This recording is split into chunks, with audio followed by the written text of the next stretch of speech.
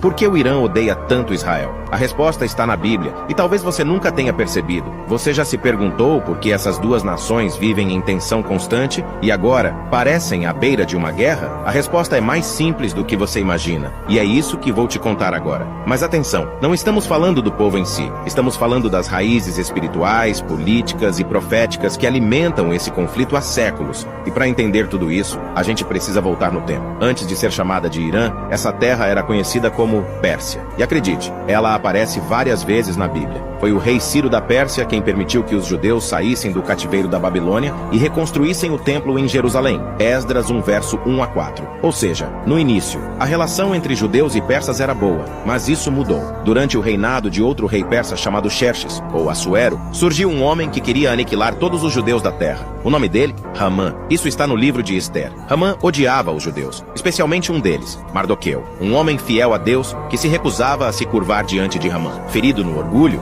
Hamã não quis atacar só Mardoqueu, mas tramou um plano para exterminar todo o seu povo. Mas o que Hamã não sabia é que Ester, a rainha, era judia, e com coragem e sabedoria, ela intercedeu diante do rei. Hamã foi desmascarado e acabou perdendo a vida na mesma forca que preparou para Mardoqueu. Essa história é celebrada até hoje no feriado judaico de Purim como um livramento de Deus, mas também marcou profundamente a memória do povo judeu e da tradição persa. Por séculos, a Pérsia foi um império poderoso, mas no século XX, tudo mudou. Em 1979, aconteceu a Revolução Islâmica. O Irã passou a ser governado por ayatolás, líderes religiosos xiitas, que enxergam o Estado de Israel como ilegítimo. Eles não reconhecem o direito de Israel existir e veem o país como uma afronta ao Islã, especialmente por estar na Terra Santa. O próprio líder supremo do Irã já declarou publicamente o desejo de eliminar Israel do mapa. São palavras deles, não invenção nossa. Mas por que tanto ódio? Alguns estudiosos dizem que esse ódio tem raízes políticas e religiosas. Outros enxergam algo mais profundo, espiritual,